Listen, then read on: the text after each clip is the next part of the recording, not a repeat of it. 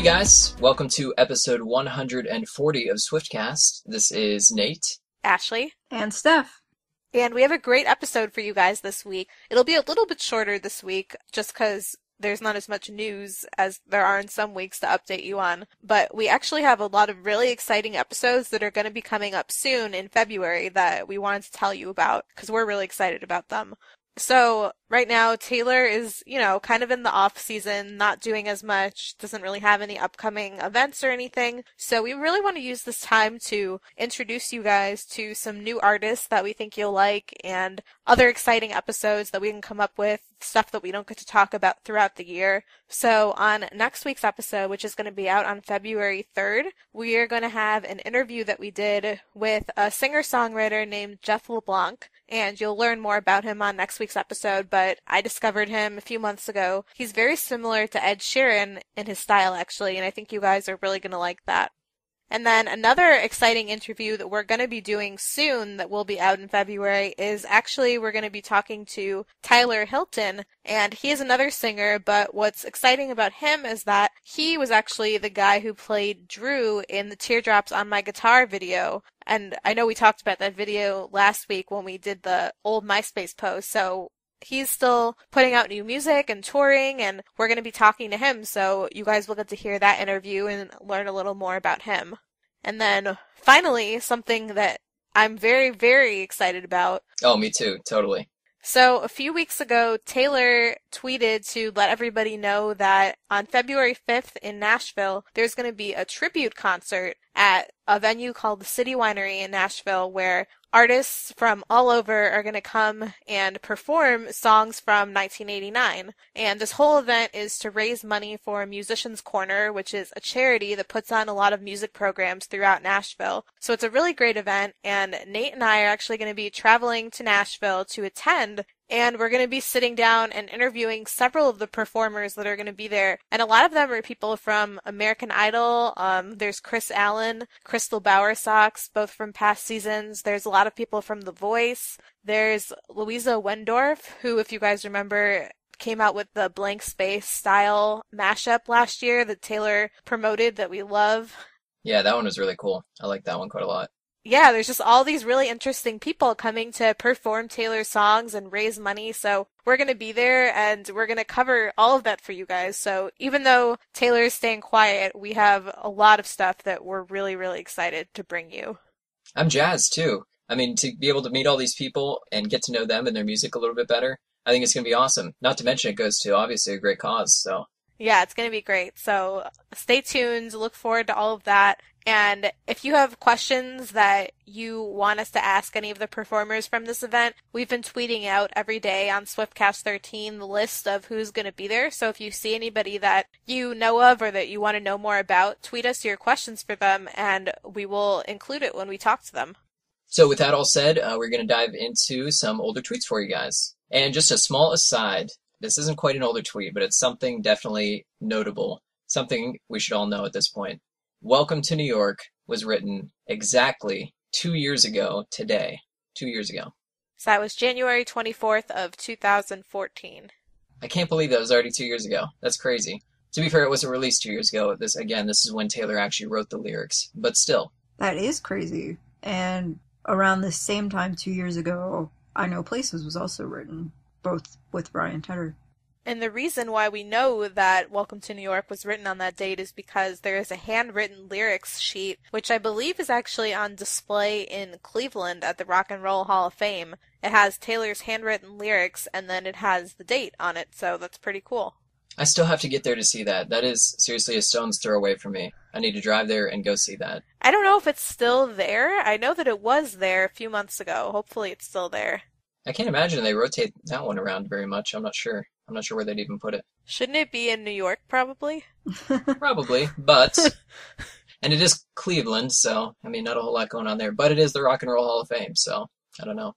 Well, our first actual tweet from Taylor comes from January 23rd of 2010. And Taylor tweets, "Slept on a plane in a pile of Caitlin Bird and Elizabeth Hewitt. Now I feel sort of like a crumpled up shirt." Wow. The first thing I thought of right there is a crumpled up piece of paper. Oh, I know, seriously, right. As you were reading that, I was thinking, all too well. Wow. Our next one is from January 20th of 2012. Went to Sundance to see Rory Kennedy's documentary about her mother, Ethel. It was moving, hilarious, and beautiful. And we now know that that whole interaction is what inspired the song Starlight. Such a great song. It really is. It's an underrated song on Red. Extremely underrated. It's only been played like twice ever. I was going to say that only, I think, as secret songs, if I'm not mistaken. Yeah. She played it once at an event for the Kennedys. It was, I think, in the winter of 2012. I remember she wore this really pretty gold dress and she had her guitar and she sang it. If you haven't seen it, you should look it up. Oh, I remember that now. Yeah. Wasn't it an event for the Kennedys or? I'm pretty sure it was. I don't know if it was the first time she played it for Ethel, but it was an event for them. I remember when I went to the opening night of the Red Tour, before we went into the show, I was talking to somebody that had heard the sound check going on, and they were trying to tell me that Starlight was not on the set list, and I was like, I don't believe you. I was like, I don't believe she would leave it off. I was like, it has to be a mistake. And then sure enough, it wasn't on there. How unfortunate. Yeah, I think I was surprised about that too. Well, our next one is from January 16th, 2013, and Taylor tweeted, Samuel L. Jackson.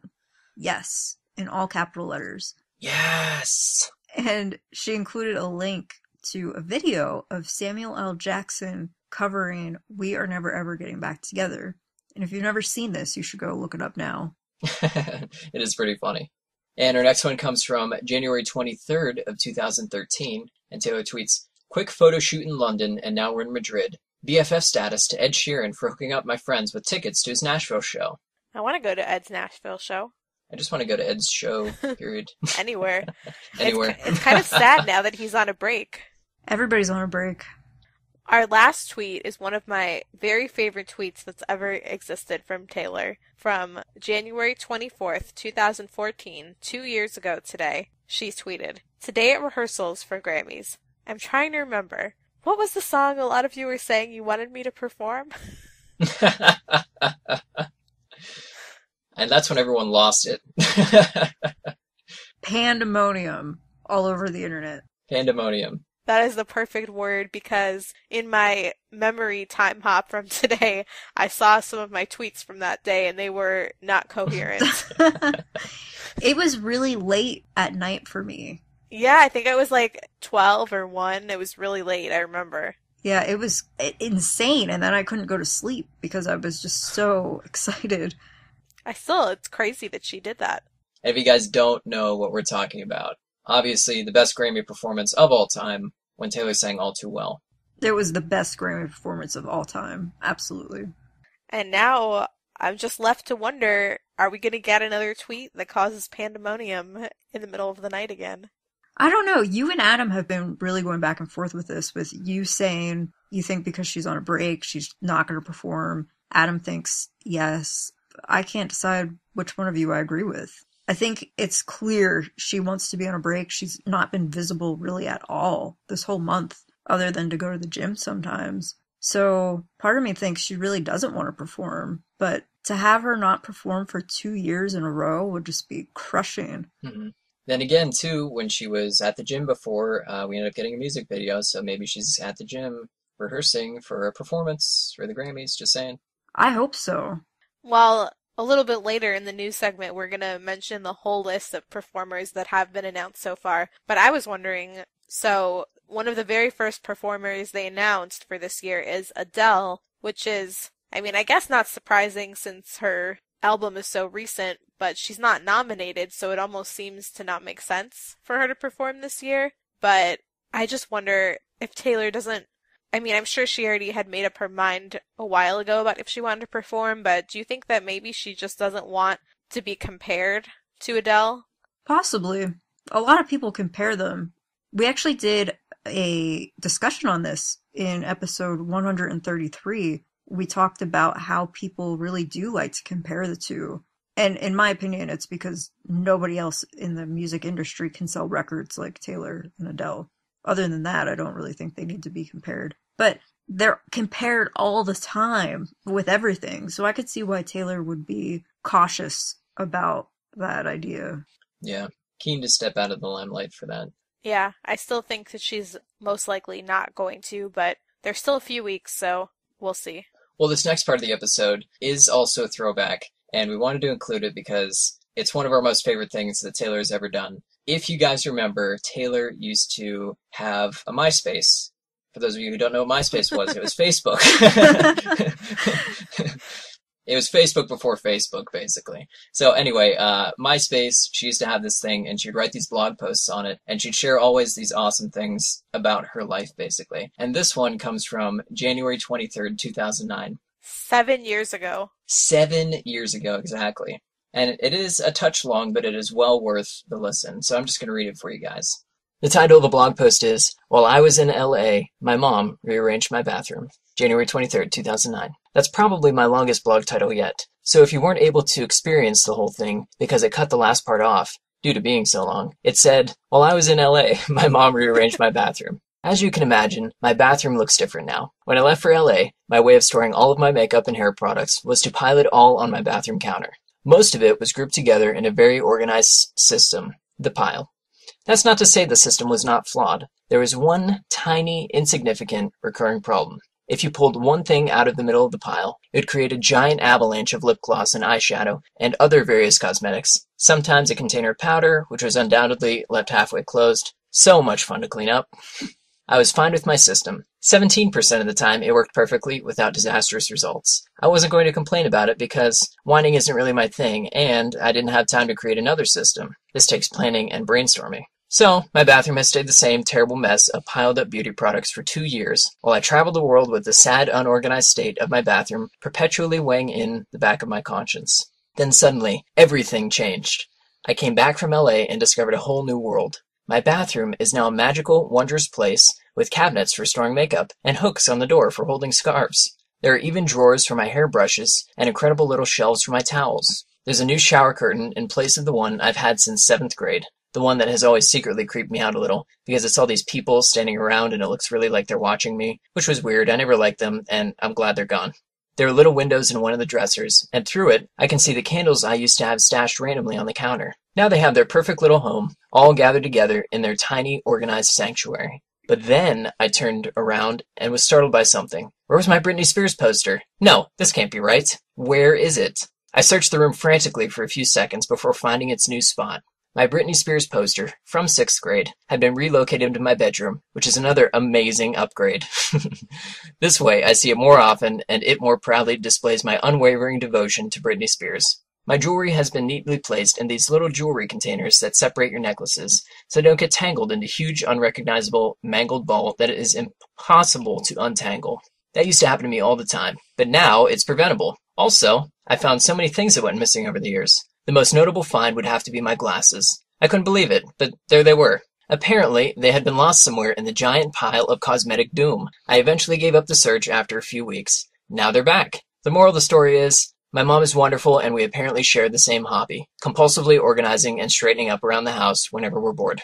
I can't wait to tell you all about LA and my life-changing guest appearance on CSI. Basically, when I'm really old and can only remember one story about my life, to go back and relive and tell over and over and over again to the point where my grandchildren roll their eyes and leave the room. That's the story. Ah, I can see it now. You know, when I was a youngster, I got to guest star on CSI. It was marvelous. So marvelous it was. It was that good. I'll tell you all about the rest. I love you with all my heart. Love, love, love. T. Oh my god.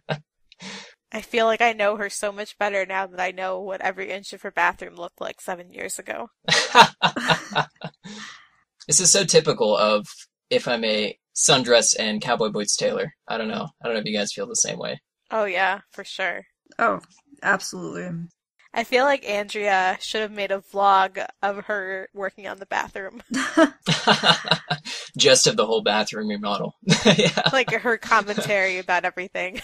Now, this shower curtain, I think we've seen before. Photos have floated around. Isn't it people standing in an audience at a concert and it's on the shower curtain? I don't think I've ever seen it. I think that's what it was. I mean, at least there were rumors that that was what the shower curtain was, so that if you were standing in front of the shower curtain, it's like you're on stage and all these people were your audience.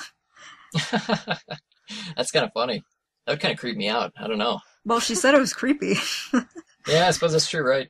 I don't know. As a guy, I cannot really relate to storing my makeup like that because I do it anyway. But I kid, of course. But anyway, I thought it was really funny. I really love her blog posts from all those years. It's definitely missed. Yeah, I'm sad to see them go. But anyway, hope you guys enjoyed that little story. Now we're going to be moving on to our news segment, Keeping Up with Swift. Our first piece of news is that this past week, the Hong Kong Brand Management Association showcased Taylor's collection at the Hong Kong Fashion Week. And Taylor's collection is through a company called Heritage 66, and a lot of it was only available in China. But recently, Taylor's amazing dress that she wore, I think she was in an airport when we first saw it. It's black, and it has letters scattered all around it, and the letters are her name, but it doesn't actually spell out her name. And it has a skirt and these sleeves that wrap around the waist of the dress. That is actually now available on Taylor's website if you would like to purchase it. Ashley actually bought one. Yeah, it's cool. I love whenever I can have anything that's exactly what Taylor wore. And this collection has a lot of really good items, so I'll be interested to see if more become available on Taylor's website. Yeah, I feel like they probably were testing it out in China first, and maybe they have a lot left, and that's why they're able to start selling it here. Yeah. One cool thing was at this show, they had the dress that Ashley just bought that I just mentioned. They had it available in red, too. The one on the website is only black right now. So we'll see what happens. We'll keep you updated if more items become available. Our next piece of news is that 1989's worldwide sales have now reached 9,089,000 total, which is a lot. It's a lot. Well, in other news, Out of the Woods music video is close to 40 million views already. It just came out, New Year's Eve. 40 million, less than a month. Yeah, that's awesome. It would be cool if we could know, in addition, since I'm guessing that's online YouTube views, how many millions of people watched it on their TV when it premiered on New Year's Eve, because I feel like that had to have been several million people too. Yeah, I think everybody watches New Year's Rockin' Eve on New Year's Eve. Pretty much, yeah. There were a couple other random ones. I think Pitbull had something, but I don't know. Well, speaking of Pitbull, the Grammys has announced some of the performers who will be taking the stage for this year's show, and Pitbull's actually included. The other performers include Adele, as we mentioned earlier, Little Big Town, The Weeknd, Kendrick Lamar, and Justin Bieber. So Kendrick Lamar is the person with the most nominations, so it'll be good to see him perform. And as we know, he also is nominated with Taylor for Bad Blood. And The Weeknd also has a lot of nominations this year.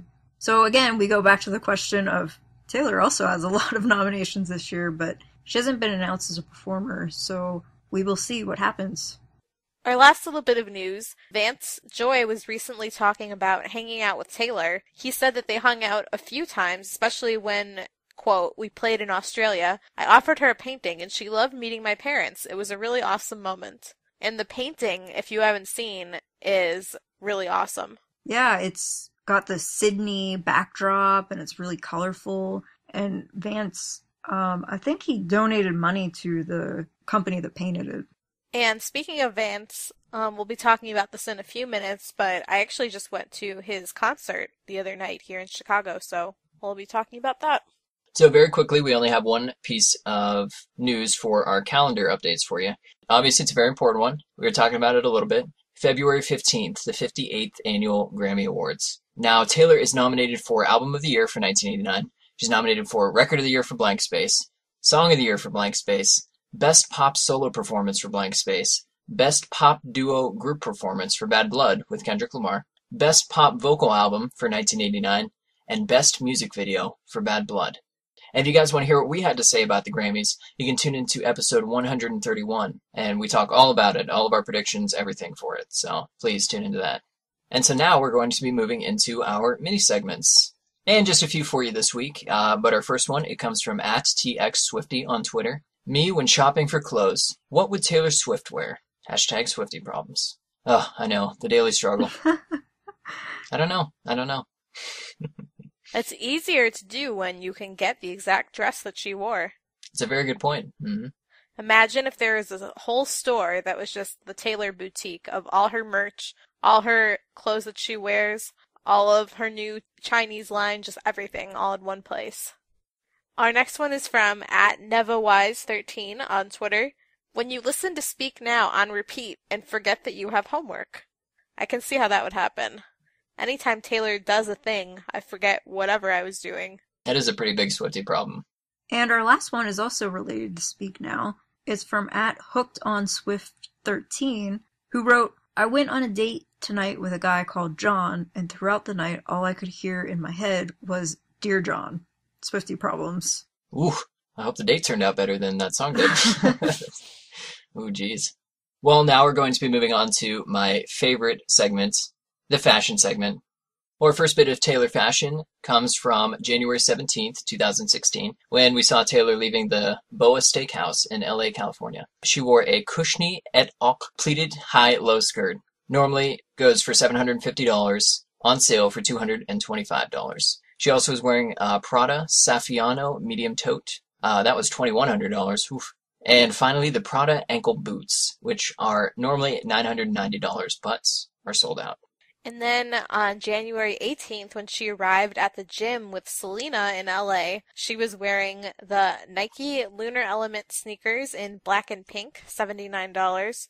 Her leggings were super dry gym running capri leggings in charcoal grit, which are $39.50. And once again, she had her Prada Saffiano medium tote, which is $2,100. And then on January 19th, when Taylor went to the gym in LA, she wore Nike shoes, which are called Flex Trainer 3, and they are unfortunately sold out.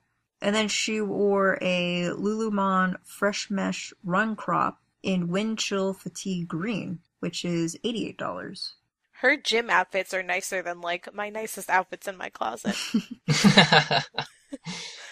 And more expensive.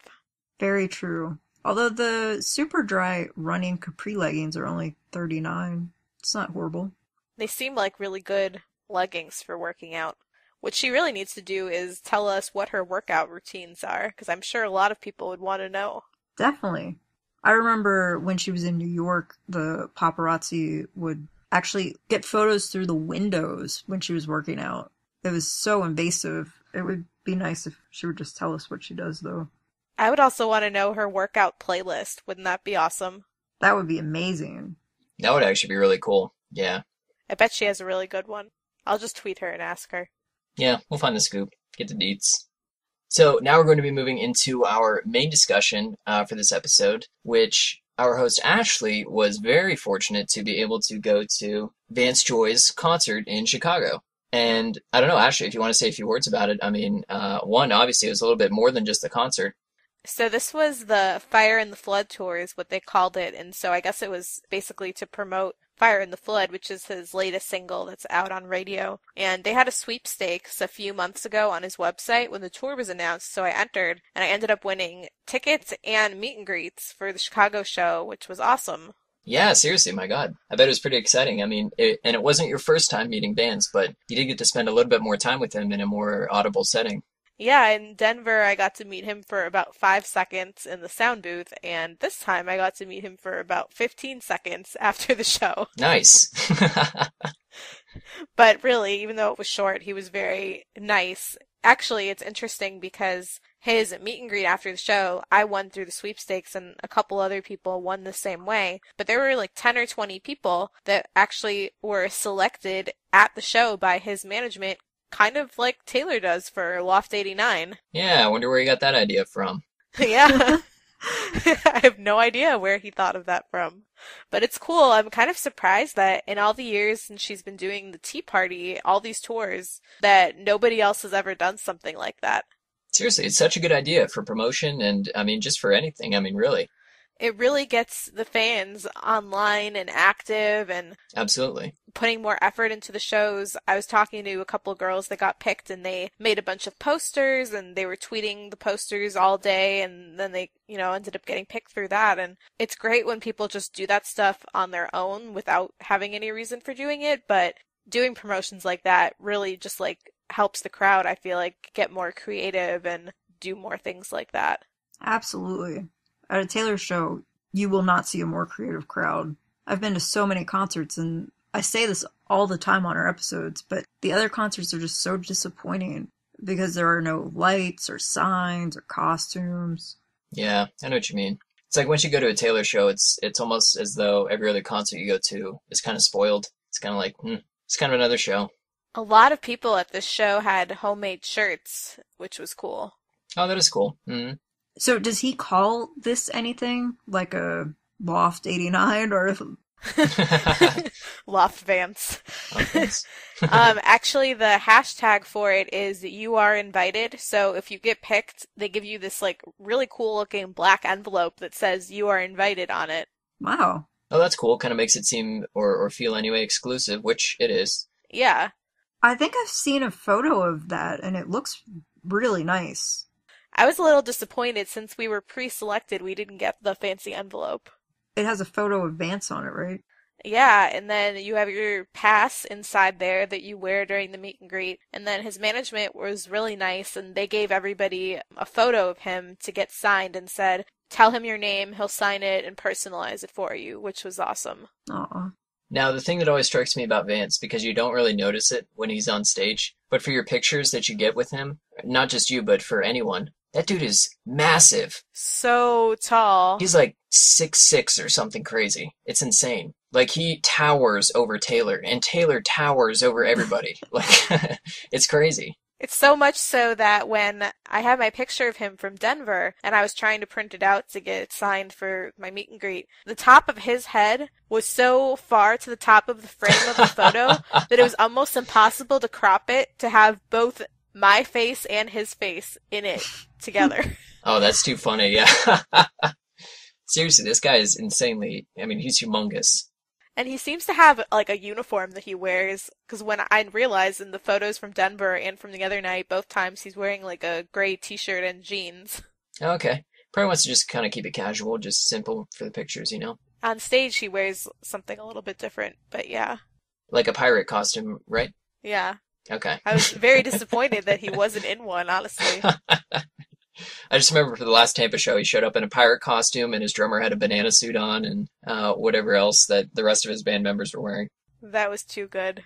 So for the actual show itself, I mean, as far as his set list went, was it similar to what he played, you know, for each of his opening acts? I mean, because I know he would play some of his songs and then he'd do some covers and things like that. Was that kind of what he was going for with his tour? Yeah, he played about 13 or 14 songs, I want to say. Okay. It's a healthy set list. I know throughout the 1989 tour, he changed up his set list, so through all the different shows that I went to on tour, I got to hear a lot of different set lists from him, so I recognized most of the songs. I'd heard most of them before. There were a couple new ones that he doesn't play as much. The only cover that he did was he did the song Cheerleader, which I'm sure you guys know. Right. Omi was a guest on tour, too. Yeah. He didn't do the whole song of Cheerleader. He only did a verse or two of it in between another song, but that was cool. Did he do it well? Because I mean, just how the song flows, it seems like it'd be kind of a difficult song vocally to hit those notes. I think so, yeah. Okay, that's good. I've always thought his vocals were really good, and they definitely were. I love the parts of the show when he plays the ukulele. Oh, definitely. That was always the best part. That's how he would play Riptide? Did he do it more than once?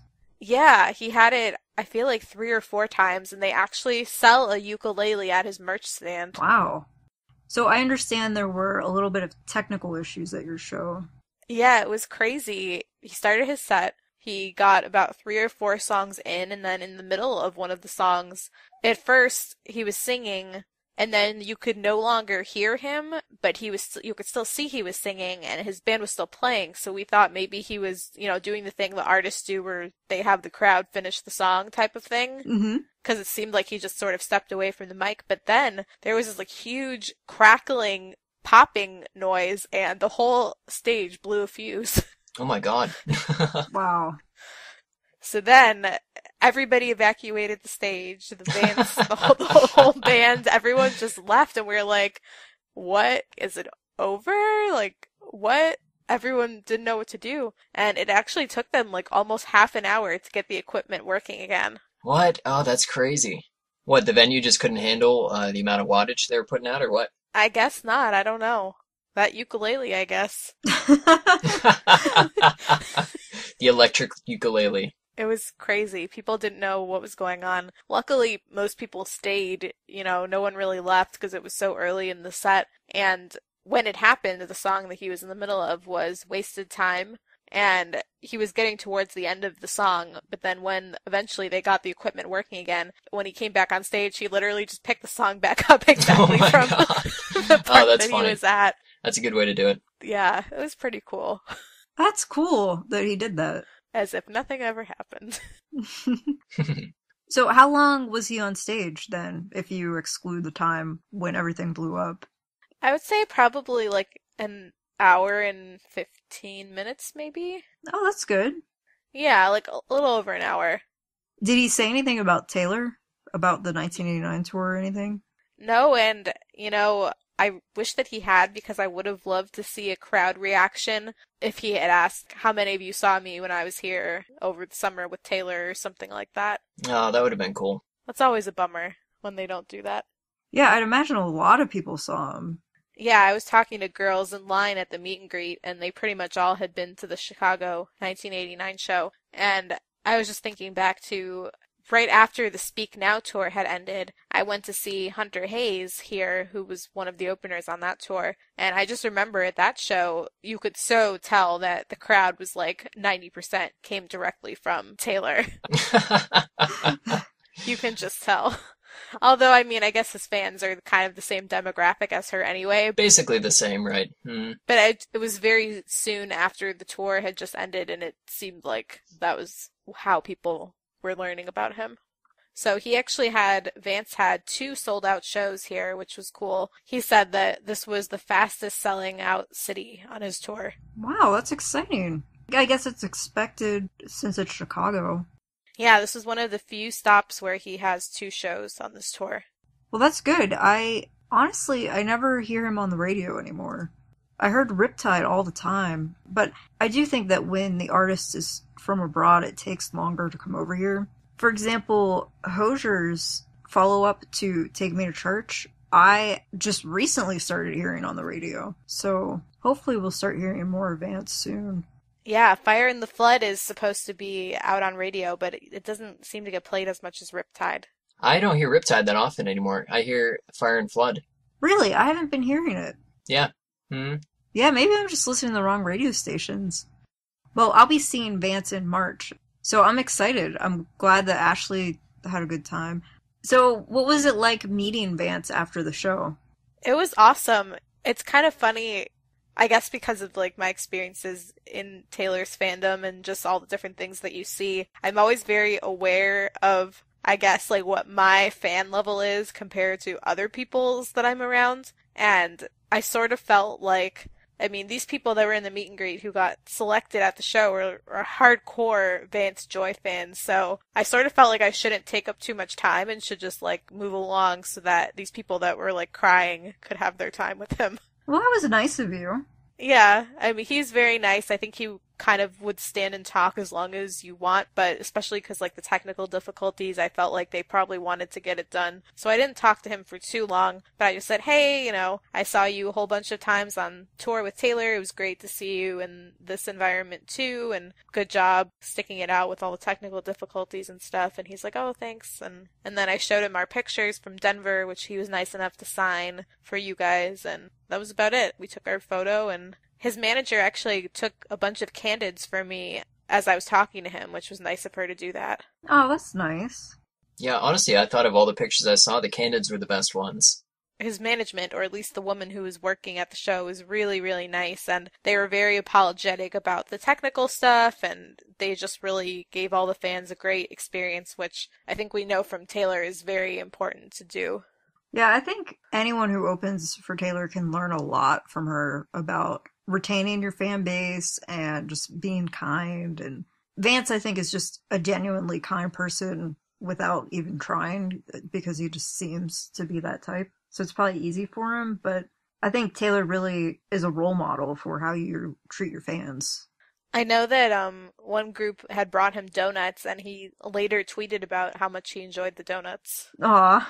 So the Fire and the Flood tour is going on for the next few months. It's going all over the country. So you guys, especially in the United States, and then I think he later goes to Australia, definitely go to vancejoy.com and check out his dates and see if you can go see him. And Steph, I think you should make a crazy costume so that you get selected to meet him at your show. I maybe should. Wear a banana suit. That's what I'm saying.